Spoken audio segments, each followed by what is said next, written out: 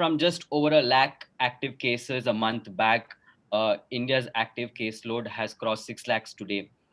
There's also an alarming increase in deaths, especially from Punjab, Maharashtra, and now Chhattisgarh. Contrary to some of the local sero surveys, there's a clear evidence that a large population is still vulnerable.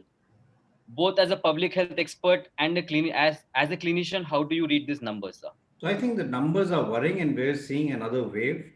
What is worrying is two or three things. One is that this wave is much steeper than what we've seen in the past. It's taken a much shorter time for Hmm, us to cross 80,000 cases per day than hmm, what it had taken us when the previous wave was there. hmm, Secondly, the degree of fear or panic that hmm, was there when we had crossed a number of 80,000 does not seem to exist today hmm, as hmm, far as everyone is concerned.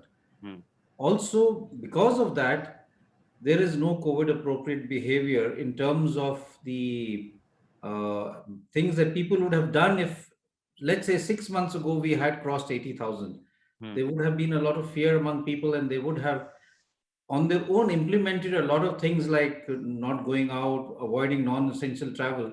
hmm, But despite the numbers being more than 80,000, hmm, we still see that people are planning holidays. There are hotels which are full in hmm, all the hill stations.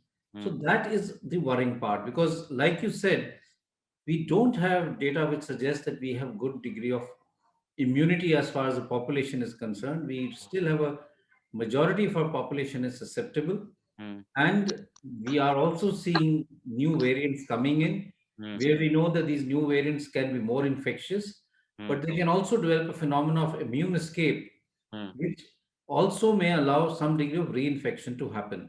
hmm, So if we look at the whole scenario hmm, in terms of the virus evolving, in hmm, terms of our behavior evolving, it becomes a worrying situation, hmm, unlike what we had seen last time. I understand that we might not have the full details available, but what is the best explanation for the 5 month slowdown, the slide in cases starting mid of September? What is the best explanation that is available right now? So that is an interesting question because we don't really have a complete answer or a definite answer. There are a number of possibilities.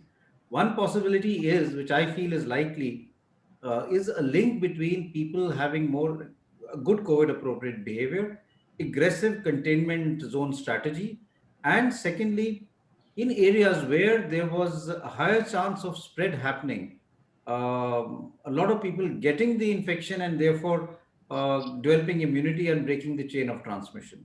That may have contributed to a decrease in the number of cases. But the issue is that if we are now seeing a resurgence of cases in those same areas, and that is what we're trying to figure out. Why is it that those areas which had seen a surge in the number of cases, and I'm talking mainly of cities where hmm, we are seeing a huge number of cases, had already had a large number of cases, and people said that there is now good amount of herd immunity in Mumbai, in Pune, and other cities because a large number of people there were infected. hmm, We are still seeing a surge in the number of cases, and that's why I'm saying that we therefore need more epidemiological and genome sequencing data, because one possibility remains that we saw a decline because we developed some degree of immunity, but the virus itself evolved over a period of time, and now it's developed some degree of immune escape phenomena, and along with that there were a number of people who were still susceptible.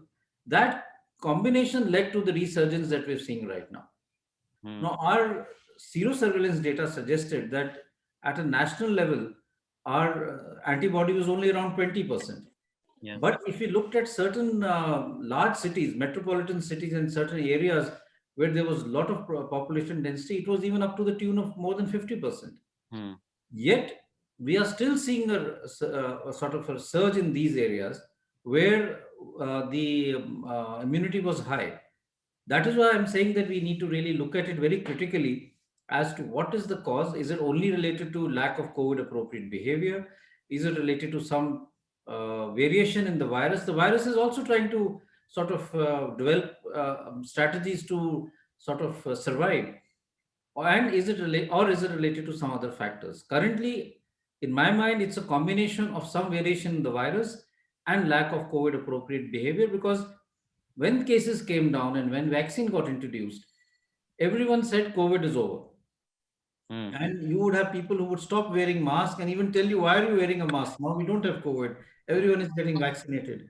Hmm. That actually also sort of led to the surge that we are seeing. And that was further fueled by the change in the virus. And that is why the curve is much more steeper this time than what it was in the past.